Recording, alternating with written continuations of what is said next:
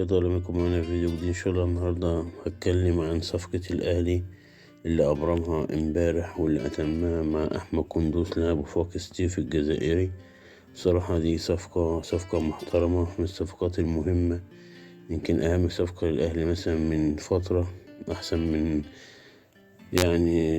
الرضيف اللي عنده اللي ملوش أي لازمة، سواء خالد عبد الفتاح أو مروان عطية أو شادي حسين أو سافيو دوت. بصراحة أحمد قندوز ده أنا متابعه بقاله فترة، لاعب جامد، مواليد 99 أو 23 سنة، بقاله 5 سنين بيلعب في ستيف، لاعب قليل الإنذارات، قليل الطرد.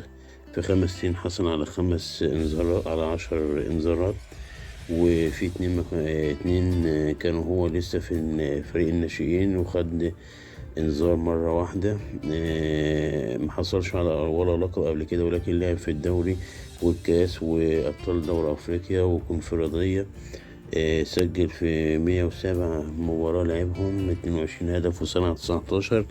خلي بالكوا ده معدل جيد جدا في فريق زي وفاق ستيف بلا طموح أو هدف. انتقاله الأهلي هيفرق معاه جامد. لعيب كده واخد من على أبو تريكة كده للعيب أمير سعيود الجزائري اللي كان بيلعب في الأهلي تقريبا من 10 سنين. اللاعب لا هيفرق أوي مع الأهلي، صدقوني. اللاعب ده إن شاء الله هنشوفه كده، بس إن شاء الله من بعد بطولة كأس العالم للأندية هو ليه الحق يلعب مع الأهلي في المغرب. بس الأهلي مش هياخده السببين الأولاني، اللي خلاص الأهلي عنده ماتش يوم الأربعاء وهو عنده ماتش مع الجزائر يوم الثلاث اللي جاي أمام النيجر في البطولة المحلية، بطولة أفريقيا المحليين في نص النهائي.